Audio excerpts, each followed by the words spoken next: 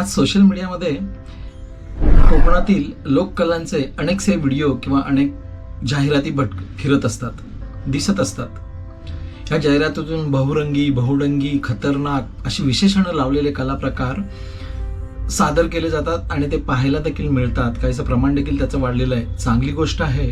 कोकणातली कला नव्यानं लोकांसमोर येते, तिचं चीज होतंय, सोनं होतंय, लोक पाहत आहेत. परंतु हे सगळं करत असताना या सगळ्यांमध्ये असणारा ग्रामीण कलाकार किंवा ग्रामीण जे नवतरुण आहेत, हे नवतरुण किती त्याच्यामध्ये गुंतले जातात किंवा किती त्याच्यामध्ये पुढे येत आहेत, त्यांचं हे पुढे येणं कला क्षेत्रातलं एक विरंगुळा किंवा एक मनोरंजन किंवा एक कलाकार म्हणून ठीक असतं.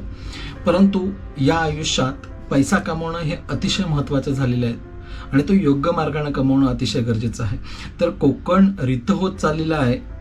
ही जी खंत आहे किंवा हे जे दुःख आहे, ह्या कला प्रकारांनी ते तितकंसं त्याच्यामध्ये आपण काही बदल करू असं वाटत नाही. परंतु कला प्रकार सादर करत असताना त्याच्यातून प्रबोधन व्हायला हवं की तरुणाईने कुठला मार्ग पकडायला हवा, त्याला काळानुरूप काय करता येणं गरजेचं आहे, काय करायला हवं त्याने, किंवा आर्थिक बाजू कशी मजबूत होईल यासाठी त्याचे काय प्रयत्न असायला हवेत, याचं देखील प्रबोधन ह्या कला प्रकारातून व्हायला हवंच.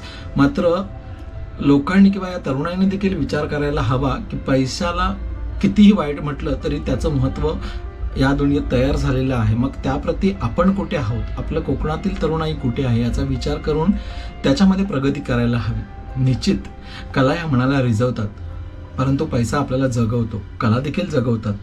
दोन्ही गोष्टींचा विचार करताना प्राथमिकता कमावणं ह्याला द्यायलाच हवी, नाही का? कारण हे आर्थिक कमावणं असतं, तेच कुठेतरी आपल्याला समृद्ध करत असतं. जास्त हाव नाही म्हणत, परंतु आज जगाचा कल पाहता आपण खूपच मागे पडलेलो आहोत. या कला सादर करत असताना, या कलेतून आमची संस्कृती मांडत असताना आपली संस्कृती आता थोडीशी पैसा या विषयाकडे देखील न्यायला हवी आहे, नाही का? तुम्हाला काय वाटतं?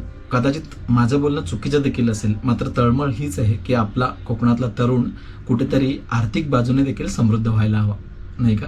तुम्ही जरूर सुचवू शकता किंवा तुमची मतं देखील कमेंट्समध्ये सांगू शकता. धन्यवाद.